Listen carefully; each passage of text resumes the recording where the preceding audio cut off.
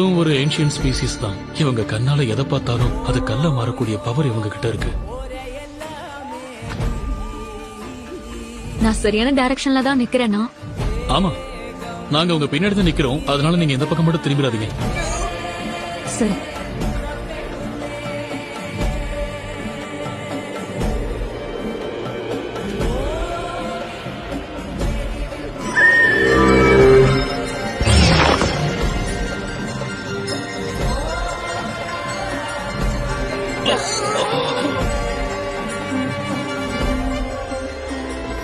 சத்தியமா நான் இதை எதிர்பார்க்கவே இல்லை. இங்க நடக்கிறது எல்லாம் என்னால நம்பவே முடியல.